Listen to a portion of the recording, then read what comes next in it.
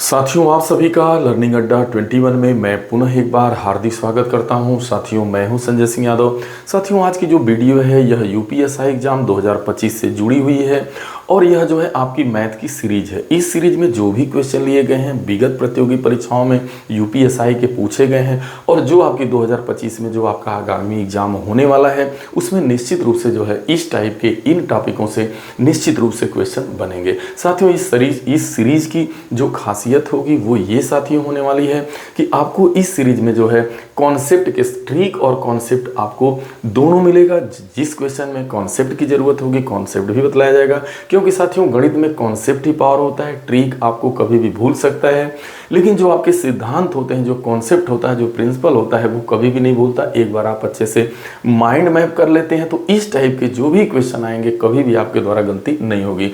बस साथियों आपको एक काम करना होगा, इस वीडियो में आपको अंत तक बने रहना है। चलिए हम लोग सीधा पहला क्वेश्चन पे चलते हैं। पहला क्वेश्चन जो है देखा जाए तो सेट थियरी से, समुच्चय सिद्धांत से है और यूपीएसआई में आप देखिएगा कि समुच्चय से जुड़े हुए निश्चित रूप से एक या दो क्वेश्चन पूछे जाते हैं सेट थियरी से।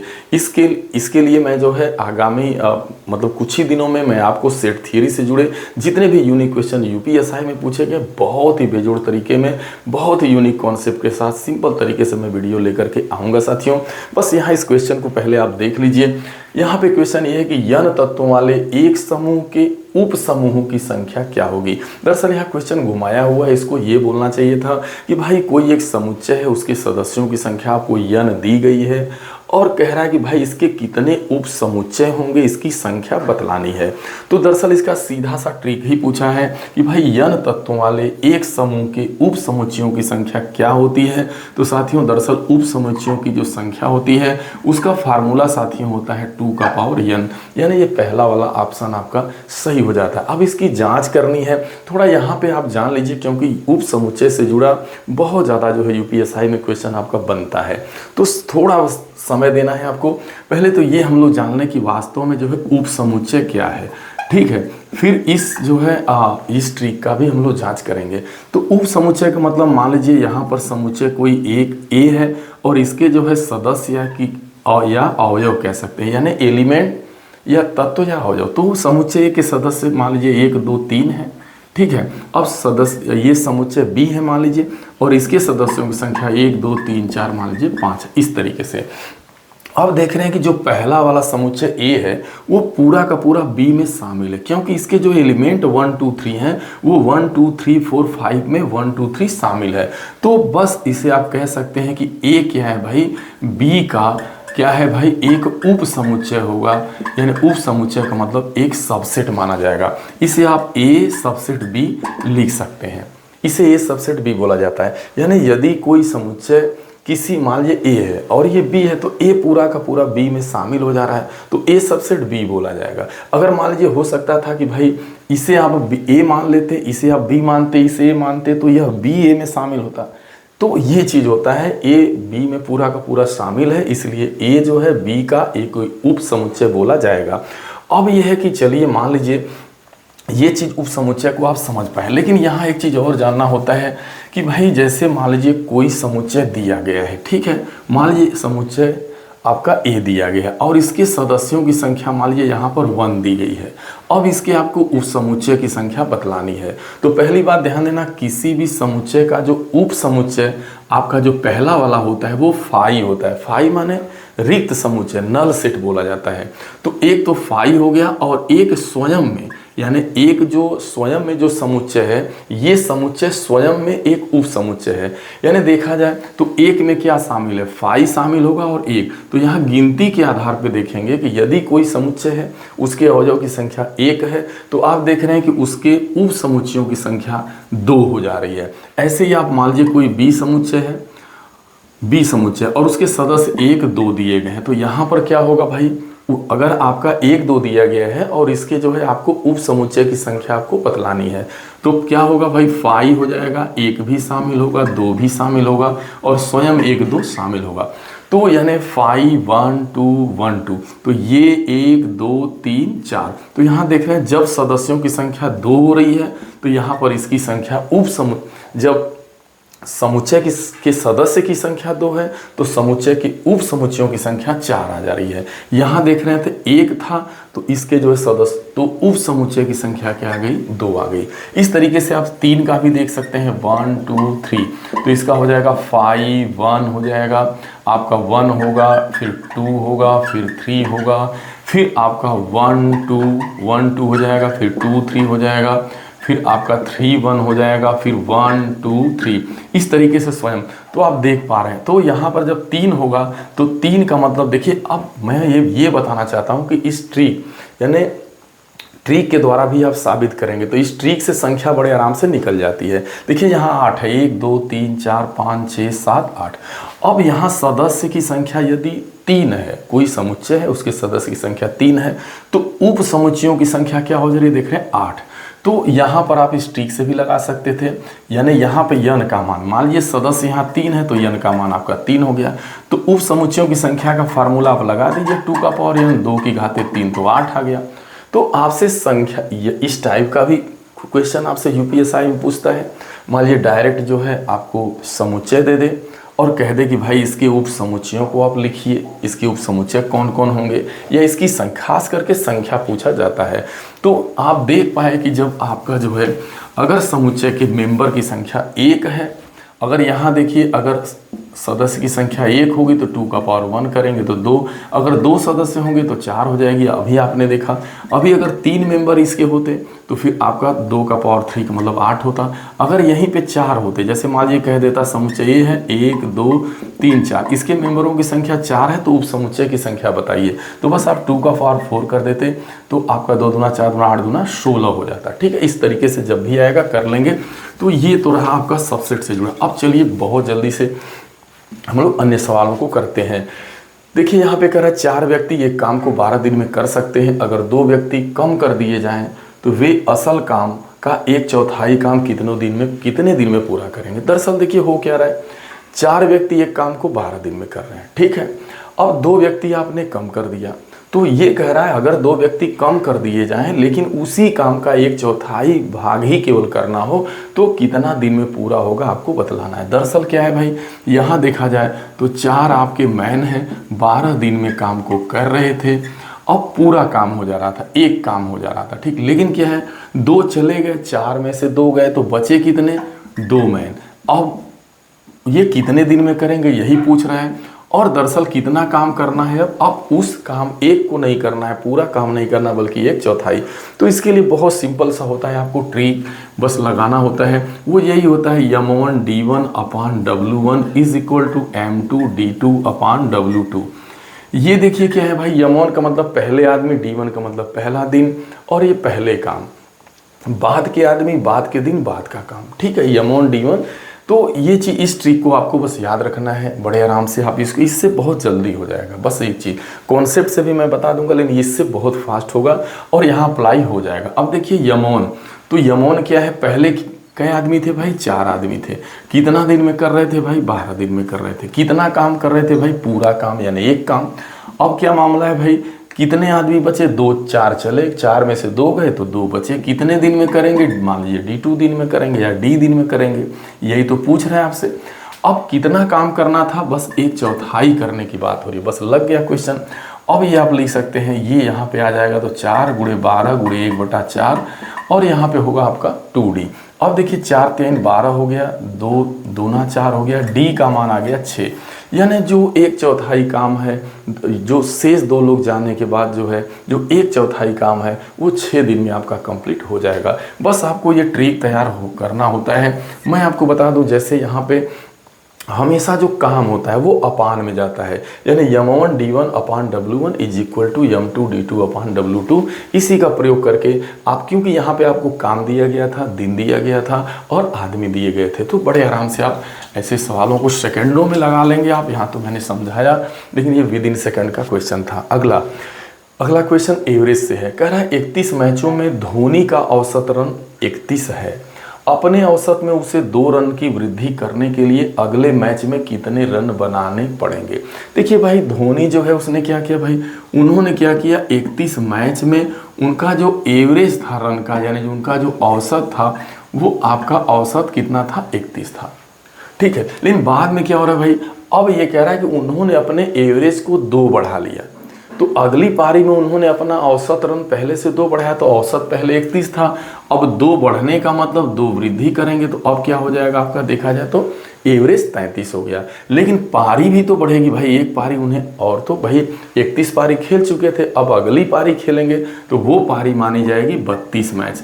तो देखा जाए कि उनको, अगर देखा जाए तो उनको क्या करना होगा कि 32वें मैच में उन्हें 33 के एवरेज से रन बनाना होगा। तो ये कह रहा है कि जो उन्होंने एक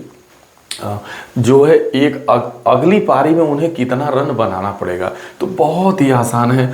आप देखिए 32वीं, देखिए 32 गुणे आप 33 कर देंगे, क्योंकि देखिए 31 पारी का एवरेज तो 31 है ही, तो आप 31 पारियों का कुल रन गुणा करके निकाल सकते हैं आप 31, और गुणे आपको क्या करना होता है 31। लेकिन अब एक पारी बढ़ गई, 32 पारी हो गई, तो एवरेज भी तो बढ़ा दो, यानी अब 31 के बजाय 33 हो गया। तो आपको एक लाइन में लग जाएगा, इसका आंसर आ जाएगा वो कि कितना रन उसे अगली पारी में बनाना पड़ेगा। तो बस आपको यही काम करना है, 32 गुणे 33 और माइनस आपको 31 गुणे आपको 31 करना था। तो 31 पारी के, देखिए 32 पारी के कुल रन में से 31 पारी का कुल रन घटा दीजिएगा, तो एक जो पारी बची, यानी अगली पारी जिसमें उनको रन बनाना है, वो मालूम हो जाएगा। तो जैसे ही गुणा करेंगे आप, तो ये 1056 आएगा, और ये आपका लगभग जो है आप करिएगा तो 961 आता है। जब घटाइएगा तो ये आपका आ जाएगा 95, यानी उनको जो है अगली पारी में यदि वह खिलाड़ी धोनी 95 रन बना दे तो उसका औसत ऑलरेडी 2 बढ़ जाएगा। तो मात्र इतना ही काम करना है। ऐसे क्वेश्चन में बस 2 एवरेज बढ़ रहा है, ये तो आपने समझ लिया, लेकिन इतना कुछ भी नहीं करना था भाई। पहले एवरेज 2 बढ़ जा रहा है, तो एवरेज 2 बढ़ने का मतलब 31 में 2 जोड़ेंगे तो 33 हो जाएगा। लेकिन पारी भी तो एक बढ़ी, पारी पहले 31 थी, एक बढ़ेगी तो 32, यानी 33 गुणे 32 माइनस 31 गुणे आपको 31 करना था। यही करने में जो समय लगेगा, बाकी आंसर आपका आ जाएगा। तो इसका आंसर आ जाएगा आपका 95 रन, यही उसको बनाना पड़ेगा। चलिए, इस टाइप के बहुत ज़्यादा पूछे जाएंगे, आपको क्वेश्चन को ध्यान में इस टाइप का रखना है। और यदि आप मेरे चैनल पे आप जाते हैं तो सारी वीडियो फ्री में है आपकी, कहीं पर कोई वो नहीं है, तो उसमें आप एवरेज की, मैं इतनी बेजोड़ वीडियो, ऐसा कोई मतलब काइंड्स एवरेज का नहीं होगा जिसके ऊपर मैं वीडियो न बनाया हूँ। लेकिन एक चीज़ ध्यान में रखना है, एक अलग तरीके से, यानी उसको समझाने का मेरा तरीका बिल्कुल ही अलग टाइप का है। मैं टेबल बना करके पूरा बताया हूँ, और यदि आप चैनल पे जाते हैं, अगर उन वीडियो को आप देखते हैं, तो वास्तव में आप कहेंगे हाँ बिल्कुल एकदम अलग हट के मिलेगा। उस पर आप कमेंट भी देखिएगा, तो उस कमेंट में भी आपको मिलेगा कि अलग अलग, मतलब लोग एकदम बिल्कुल उससे प्रभावित हुए कि वाकई तरीका सर आपने बहुत ही एक गजब तरीके का बता रखा है इसको। अब चलिए यहाँ पे नेक्स्ट, ये एक सवाल अब बहुत ज़्यादा यूनिक है। देखिए कहता है 6 की घाते 75 में यदि आपने 5 से भाग दीजिएगा तो कितना शेष बचेगा, ये आपको बताना है।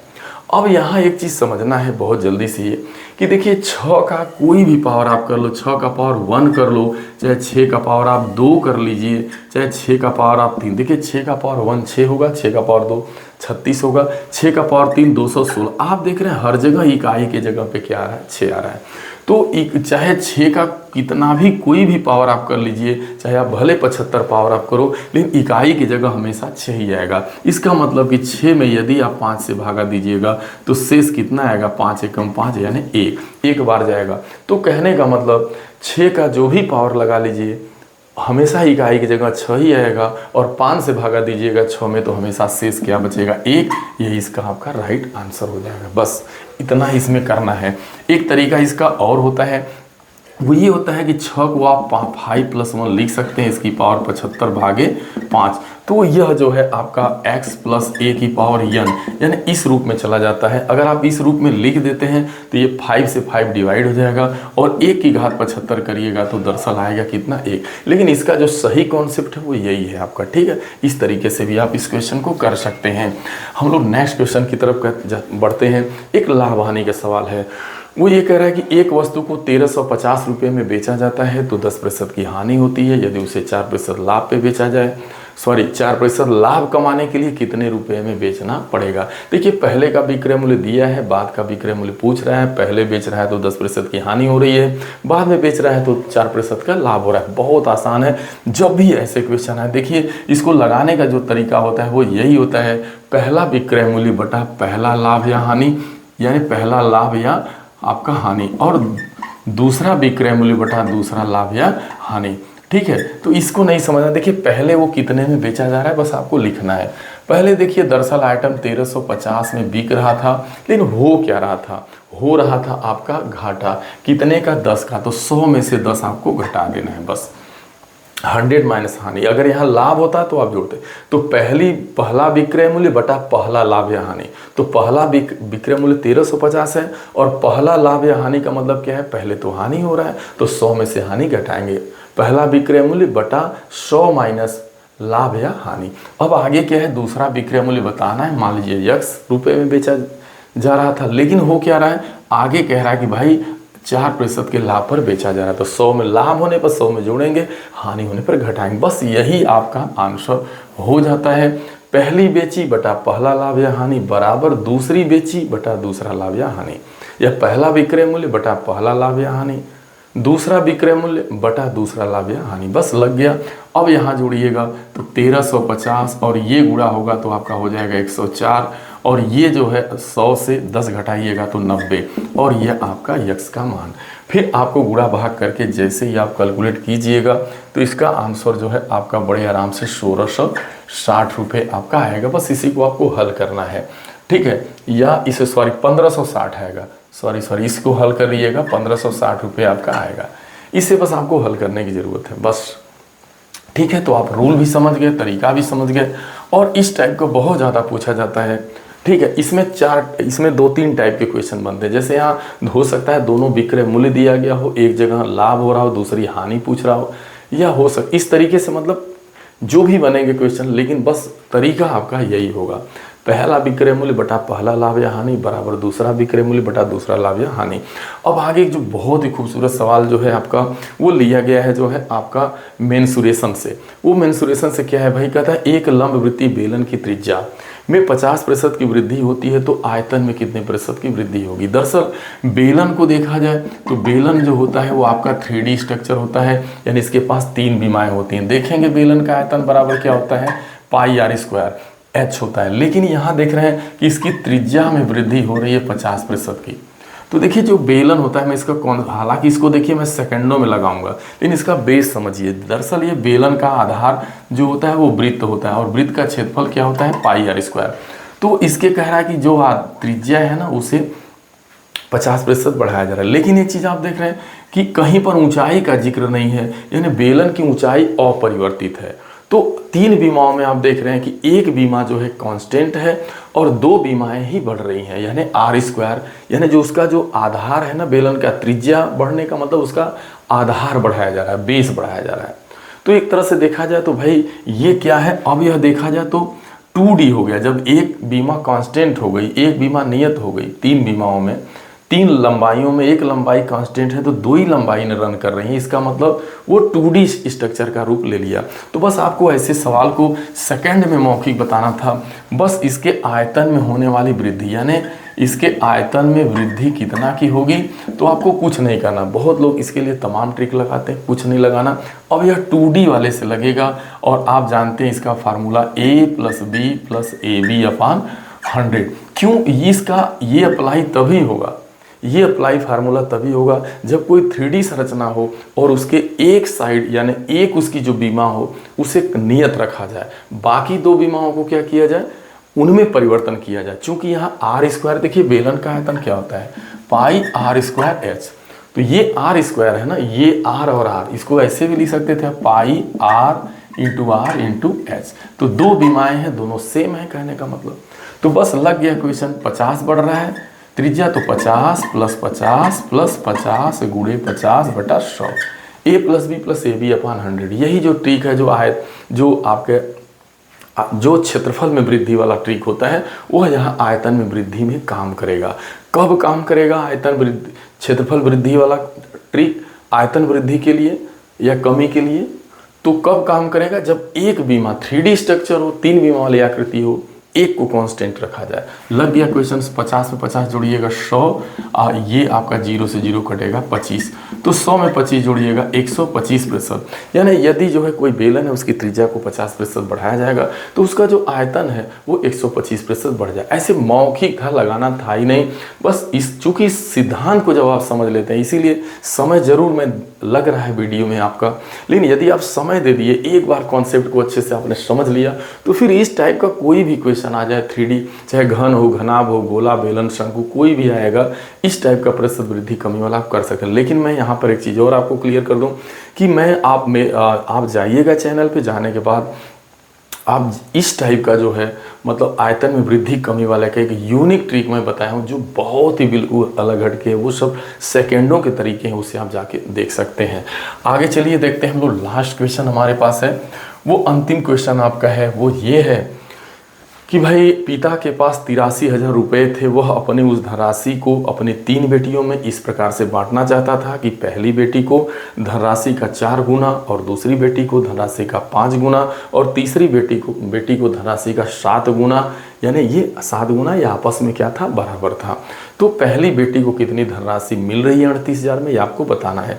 मान लीजिए पहली बेटी को x मिल रहा था, दूसरी को y, तीसरी को z, तो यही कह रहा है कि पहली बेटी का 4 गुना, तो पहली बेटी x पा रही थी लेकिन उसका 4 गुना 4x होगा। अब फिर कह रहा है दूसरी बेटी को क्या कह रहा है भाई, 5 गुना, यानी y पा रही थी, 5 गुना 5y, और तीसरी वाली का 7 गुना, ये सभी आपस में क्या है, बराबर है। तो यहाँ से हम x अनुपात y अनुपात z निकालेंगे तो 1/4 हो जाएगा, और अनुपात 1/5 होगा, और अनुपात 1/7 होगा। इसे हल करिएगा 280 पे लेके, तो 4 7 28 70 हो जाएगा, 5 5 हुआ 25 हो जाएगा, और 5 6 30 हो जाएगा, 7 4 28 40 होगा। अब आप 70 अनुपात 56 अनुपात 40 को जो है 2 से काटिएगा तो 35 अनुपात 28 अनुपात आपका 20 होगा, और इसे आप जोड़ दीजिएगा तो आपका क्या आ जाएगा, 83 आ जाएगा। अब आपको इनका अनुपात देखिए, आपने 4x + 5y = 7z के सहारे आप जो है तीनों बेटियों को के बीच क्या धन के मिलने का अनुपात है वो आपने निकाल लिया। वो 35 अनुपात 28 अनुपात 20 है, और उसका अनुपाती योग कितना आ रहा है आपका, 83। तो पहली बेटी को कितना धन मिलेगा, तो ध्यान में रखना है, पहली बेटी को मिलने वाला धन x है, वो कैसे निकलेगा, कुल धन क्या था भाई, उनको जो बंटवारा करना था वो 83,000 रुपये का करना है, टोटल धन आपने लिख लिया। अब पहली बेटी का हिस्सा क्या है भाई, अनुपात के हिसाब से 35 है, और अनुपाती योग कितना है, 83 है। बस आप कुल धन में आप 38 बटा यानी टोटल धन लिखना है, जिसको हिस्सा देना है तो उसका अनुपात बटा अनुपाती योग, बस ये 83 कट जाएगा, आपका 3 0 देखा जाए तो 38,000 आपका इसका जो है आंसर आपका आ रहा है। या जो है आप देख लें पहली बेटी को, तो ये तो 83 अच्छा सॉरी 35 है, यहाँ पे 35 है, ठीक, सॉरी।